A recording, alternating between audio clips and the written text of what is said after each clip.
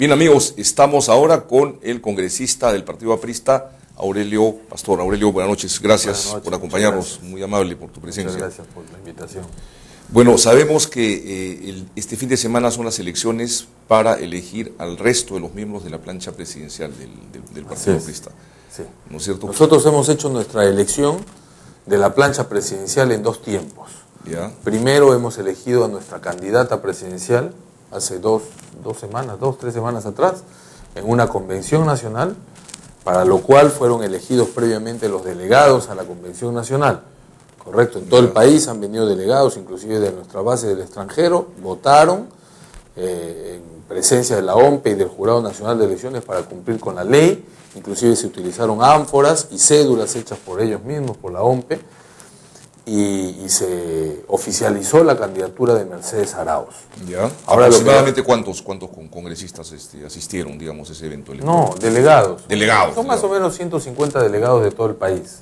Nada más. No, es que ese es el número que nosotros hemos podido hacer una convención nacional con...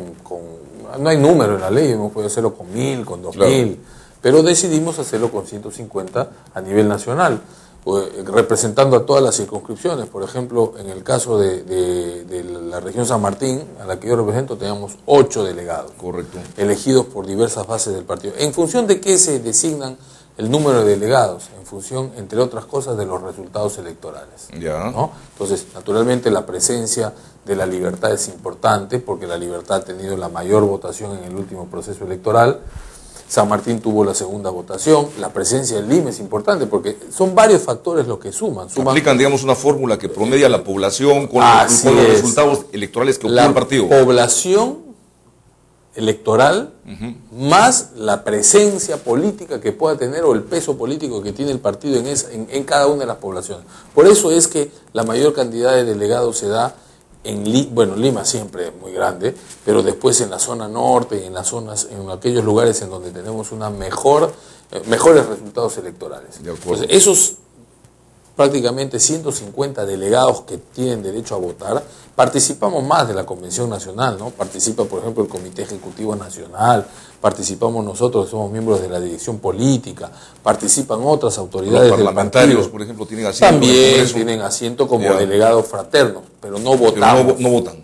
Tenemos voz, pero no votan. Le hago esas preguntas que de repente pueden estar fuera de contexto, porque es importante observar cómo se manejan los partidos políticos en el Perú contemporáneo, ¿no? Ahora, para nosotros esto es una práctica usual. No, yo lo sé. Siempre lo hemos hecho. Yo asisto, participo, a veces al principio desde afuera, desde los congresos partidarios en la década de los 80, ¿no? Desde mediados de los 80, un poquito menos.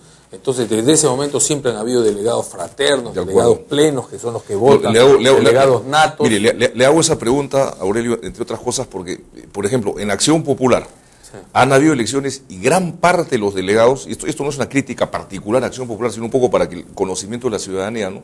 Gran parte de los delegados son, por ejemplo, los 20 y tantos miembros del Comité Ejecutivo Nacional que reside en Lima. Gran parte de los representantes de los parlamentarios y exparlamentarios, con lo cual la representación, digamos, democrática y directamente, valga la redundancia, representativa de las bases, se disminuye, pues, ¿no? En cambio, por lo que estoy escuchando, en este caso es una cosa bien democrática. Absolutamente, y si no me equivoco, el único parlamentario que vota es Alejandro Rebasa de Cajamarca, porque él fue a su base y postuló para ser delegado. Así es. Genial. Postuló para ser delegado. Bueno, eso es bueno. Felicitamos realmente al Partido Aprista. Claro, y además eso lo hacemos siempre en nuestros congresos. Los congresos nacionales están conformados por delegados plenos con voz y voto, elegidos por delegados fraternos, por ejemplo, que son, por ejemplo, los parlamentarios, ¿no? O delegados natos, que son los miembros del comité ejecutivo, en fin, algunos líderes importantes del partido asisten siempre en calidad de delegados, pero a la hora del voto solo votan los plenos, y los plenos son el resultado de la elección. No existen, digamos, en el APRA actualmente cargos vitalicios con voz y voto. No, para este tipo de elección no, pero sí tenemos un cargo, que es el cargo de presidente del partido, que lo tiene el presidente Alan García, por haberse ganado el derecho, por haber sido el primer presidente de la República elegido en el partido. O sea, él es el presidente del partido. Es el único, digamos. ¿No es cierto? Claro. Y por lo tanto, cuando él se encuentra en una reunión partidaria, él preside siempre, sea una reunión, una asamblea, sea de cualquier tipo, de comité ejecutivo, de dirección política, lo que sea, él preside, ¿correcto?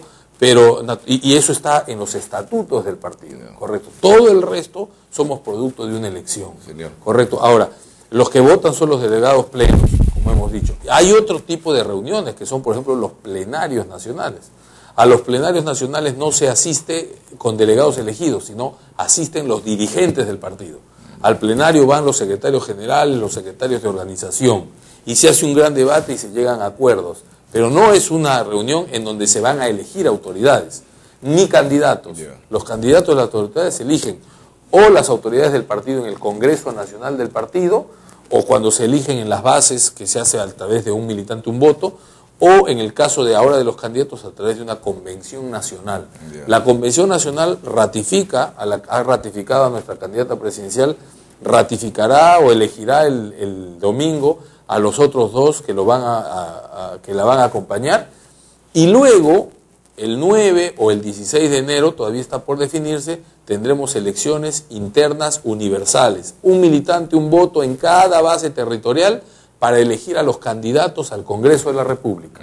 Correcto. Entonces, parlamentario que quiera ir a la reelección tiene que someterse necesariamente a la elección de la base. La base es la única que puede... ¿Tiene que pagar alguna cuota también? Sí, claro, vamos a pagar cuota, además por una cosa absolutamente normal. Tenemos que costear la campaña nacional. ¿Cuánto tiene que pagar un candidato, un precandidato al Congreso? Ahora, por ejemplo, los precandidatos a la vicepresidencia han pagado 3.000 soles. Y los precandidatos al Congreso vamos a aportar 5.000 soles. Vamos a aportar, o sea que Aurelio Pastor postulará es posible. Nuevamente por su departamento San Martín. Es posible, todavía esto está definiéndose eso, es posible. Pero los que quieran postular tendrán que pagar 5.000 soles, con lo cual se hace una importante bolsa. 5.000 soles. Sí, cada uno.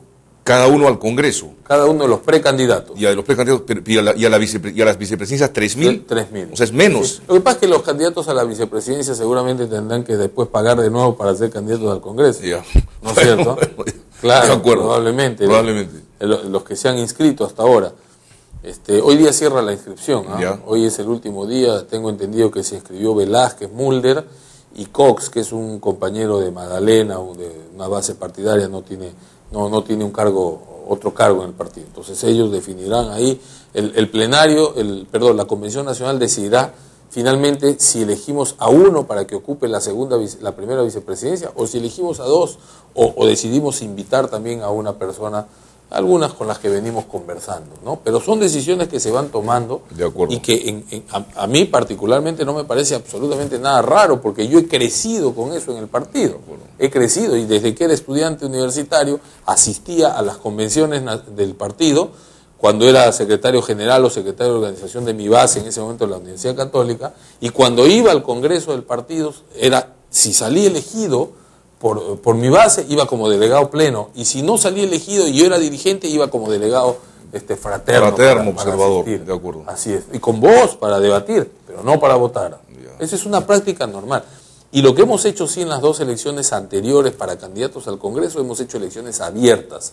Lo hicimos el año 99 para las candidaturas del 2000, de ahí por el problema, por la premura del fin del gobierno de Fujimori, no se pudo hacer otra elección ya para la elección del 2001, se tomaron esos criterios, y lo hicimos el 2006, abierta, o sea, no solamente la militancia, sino también la población iba y votaba, ¿no? Eso en algunos lugares puede ser que haya dado espacio a que alguien haya querido inflar la votación, jalando gente, ¿no? Como decimos nosotros, acarreando personas, ¿no? Vitimaes. Pero en algunos otros lugares no. Nosotros tuvimos en San Martín, lo hicimos, y se movilizó gente que tenía, por ejemplo, un compromiso conmigo, ¿no? Yo iba a la reelección y habían ahí sectores de la FENTASE, los gremios con los cuales yo trabajaba, y que ese día, por apoyarme, también decidieron movilizarse para votar. No, finalmente un político de un partido que tiene la capacidad de movilizar a la población extra partido, pues caramba, adelante, ¿no? Y además eso también... Es una manera de abrir el partido a la sociedad. porque aquel ciudadano que se ha dado el trabajo de ir a un local partidario sin ser militante y votar por alguien, ya está comprometido para la siguiente elección también. De acuerdo. Claro, digamos, ¿No eso es lo positivo, pero también se puede dar el caso de gente que manipule, digamos, en base al poder económico, ¿no? Sí, también claro, ocurre, digamos, un poquito el lado... También, pero digamos, que podría darse, pero ¿no? esas cosas se notan, ¿no? Se notan y se llegan a saber finalmente, ¿no? Porque es bien difícil que alguien pueda, si alguien, imagínense que se han dado casos también, ¿no? En su momento han sido evaluados por la Dirección Nacional del Partido, pues de pronto alguien que no tiene mayor representación aparece ganando las elecciones, entonces se hace se busca un mecanismo para permitir que participe, pero no pues en los lugares que pretenda cuando no corresponde por la manera como ha actuado. Pudiera inclusive sancionarse, porque eso no está correcto. O sea, lo correcto es convocar a la gente, no arreglar que alguien venga a votar por mí. ¿No es cierto? Entonces, pero es un proceso bien interesante. O sea, la democracia interna en el APRA es una democracia viva, permanente. A veces yo escucho que algunos dicen, no, en el APRA se da una indicación y todos van juntos. Sí, vamos juntos, es verdad, porque somos un partido político, pero internamente hay tremendos debates al interior de la célula parlamentaria aprista para tomar una decisión. Se arman tremendos, a veces no nos ponemos de acuerdo, vamos al voto, se gana con un voto, pero el que ganó va y representa. Si no, ¿qué hacemos en una democracia? Yo voy a ir a votar y si pierdo no acepto. ¿No es así? No, efectivamente, y hay muchos conocidos militantes apristas que son críticos, digamos, del status quo partidario, pero que a la hora de participar, digamos, en la vida interna del partido aprista no se les ve, no voy a mencionar nombres, quizá uno, ¿no? Hay un señor Salgado, que fue un antiguo dirigente también de la Universidad Católica, que hace un crítico un poco, digamos, del aprismo contemporáneo, pero que no se le ve, digamos, hacer vida partidaria, propiamente dicha. ¿Hay algún impedimento? ¿Está vetado? No hay ningún impedimento, por el contrario, inclusive en el último congreso partidario, él fue rehabilitado porque le habían impuesto una sanción que en ese momento el Congreso consideró que había sido injusta y se rehabilitó. No hay ningún impedimento. Salgado, yo tengo un aprecio por él, que es un hombre inteligente, no comparto ese tipo de críticas que hace, sobre todo afuera, ¿no? Porque nosotros tenemos la costumbre de hacerlas adentro. Debería él trabajar más bien internamente para generar una corriente de opinión, y si tuviera una corriente de opinión pudiera tener una participación más activa, tener delegados en el Congreso, postular internamente, ganar un delegado. Él es un militante, tiene todos sus derechos expeditos. La personalidad del presidente Alan García, en este caso el compañero Alan García Pérez, digamos, dentro del partido aprista es gravitante. Ese, digamos, es un hecho... Nadie puede negarlo. Nadie puede negar. Y que el APRA sería una cosa sin Alan García y otra cosa. Lo que pasa es que él es el líder más importante que tiene el partido y tiene una fuerte presencia y probablemente, desde mi punto de vista, lo es. Además es el líder político más importante que tiene el Perú. No porque sea hoy el presidente. Podría dejar de serlo y continuar siendo el líder político más importante aunque no esté en la presidencia. ¿No es cierto? Claro que sí. Tiene una opinión muy importante. Además es una opinión orientadora. Pero eso no significa que él se cierre a no escuchar otras opiniones. Nosotros nos reunimos permanentemente la dirección política con el presidente, lo hemos estado este fin de semana y vamos discutiendo una serie de temas y muchas veces él tiene un criterio que va variando mientras va escuchando determinadas opiniones, ¿no? Y otras veces naturalmente va orientando. Sin duda el liderazgo lo ejerce, pero no es un liderazgo ciego, no es un liderazgo de UCAS, no es un liderazgo de órdenes, sino es un liderazgo en donde se escucha y se toman finalmente decisiones. De acuerdo con el congresista Aurelio Pastor. Bueno, entonces este domingo competirán Javier Velázquez Quesquén, Mauricio Müller y un militante Cox, que debe ser seguramente nieto.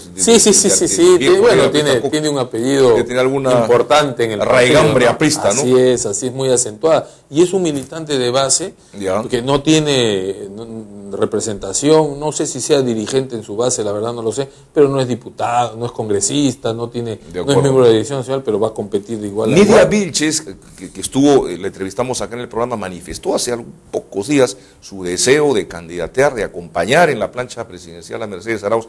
Evidentemente pues ha desechado.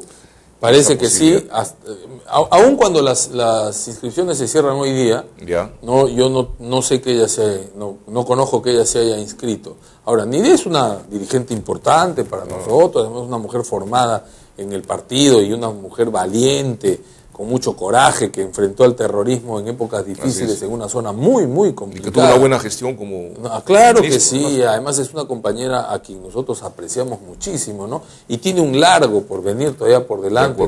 Dentro de las mujeres es la carta de renovación que nosotros... La percepción que nosotros visualizamos acá en Hora 8 es que de repente la presencia de dos mujeres, además guapas, digamos, como Mercedes Arauz y Nidia Vilches, podía, acompañadas de un varón naturalmente, le hubiera dado de repente al Partido Aprista un perfil interesante en las elecciones presidenciales. Me hacen señas... A mí me agrada porque veo que la participación de las mujeres en política cada vez es más activa, pero también para un sector de la población podría ser muy feminista, la plancha, no lo sé. Nosotros reaccionamos los peruanos de maneras bien extrañas, ¿no? Pero una participación mayor de mujeres me parece muy bueno, de verdad hemos visto experiencias interesantes en los últimos tiempos en diversos países, ¿no? De acuerdo. Vamos a unos cortes comerciales, congresista Aurelio Pastor, y vamos ahora a conversar en el siguiente segmento ya de cuestiones vinculadas a la labor legislativa. Estamos con el congresista Aurelio Pastor del Partido Aprista. Regresamos, esto es Hora 8 para todo el Perú.